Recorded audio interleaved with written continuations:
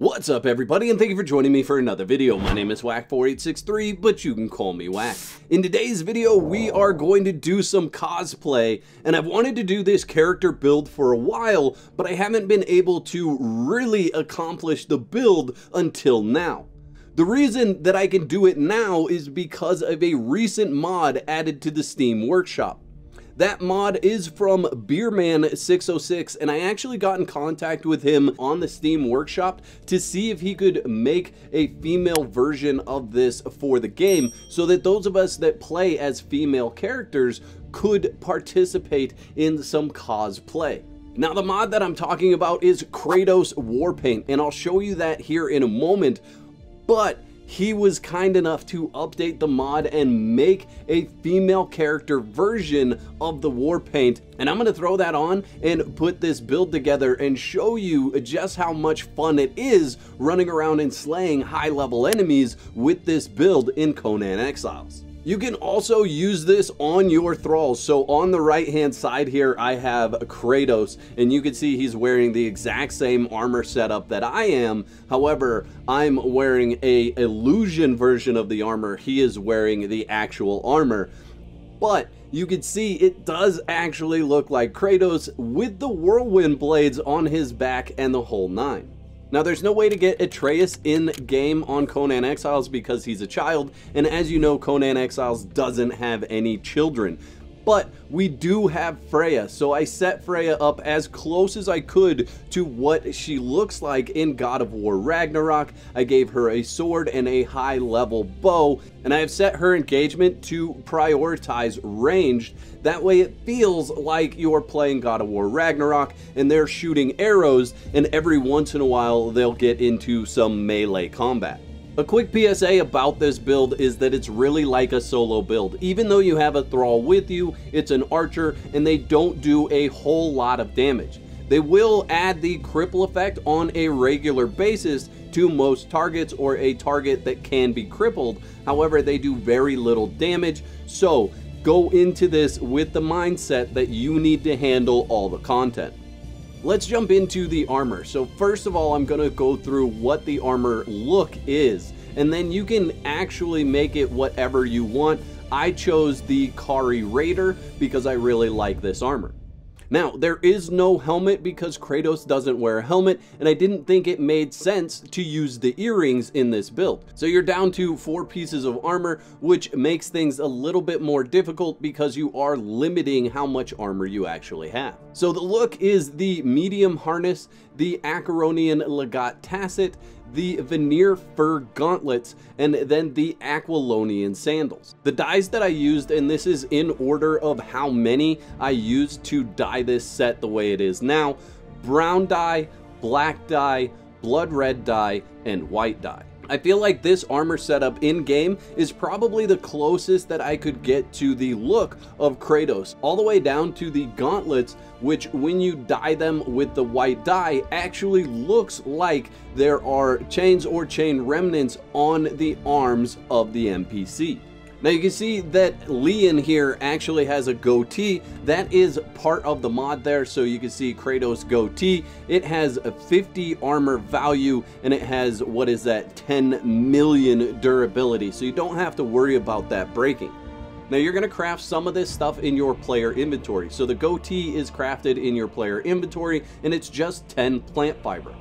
The war paint with no buffs for a male and a female is just 1 plant fiber, and it's crafted in your player inventory. The feat for this is found under your armor tab. You can see it right there, and it is acquired at level 1, so you can do this right off the bat. You can see that the buff war paint actually gives you full temperature support, so you don't have to worry about temperatures in the Exiled Lands or the Isle of Sipta while using this war paint. The buff war paint is crafted on the dyer's bench, so you will need to unlock that in order to get the buff war paint.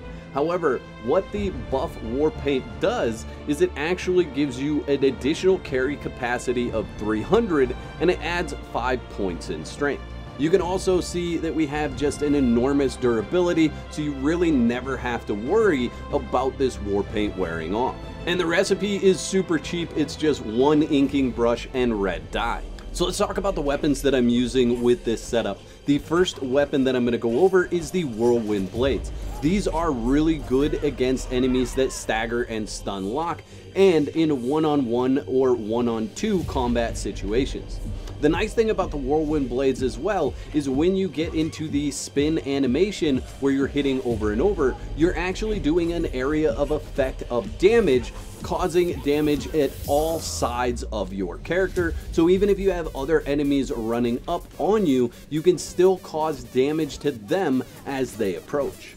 And I would equate these weapons to the Blades of Chaos from God of War. The next weapon setup that I have to show you is the one-handed axe and the throwing axe. Now, this setup gives you a ranged attack as well as giving you the spin as well. Now, I chose the Seer axe because I feel like it has the best resemblance to the Leviathan axe in Conan Exiles. However, you could choose whatever axe you want. I also wanted to have the ranged ability with the axe. Obviously, you're never going to be able to throw your one-handed axe. However, you can throw the throwing axe, so that would be like throwing the Leviathan axe. You can also do a shield axe combo, and I chose the Void Forge shield because I felt like it best represented the shield style in God of War Ragnarok. However, there's no parry ability in Conan Exiles, so it doesn't feel quite the same as playing God of War. But it is an option if you want to get away from the spinning animation that the one-handed axe and the throwing axe gives you, just like it is with the Whirlwind Blade. Another setup that you could go with would be the one-handed javelin with the spear, and this would be like having Draupnir as a weapon in Conan Exiles. However, this is probably not for the faint of heart, as when you throw these, the amount of javelins you have to throw is limited and does go down. Additionally, you lose durability on these very quickly, so just in this little interaction, even though I was picking up all of the javelins that I threw, I lost about half of those javelins to either misses or to just them breaking or not being able to be recovered. But if you're looking to be able to do toss javelins and fight with javelins in Conan Exiles, this is a really good build for it as well. Now that you've seen the character build and what is possible with this build, I want to show you my attributes.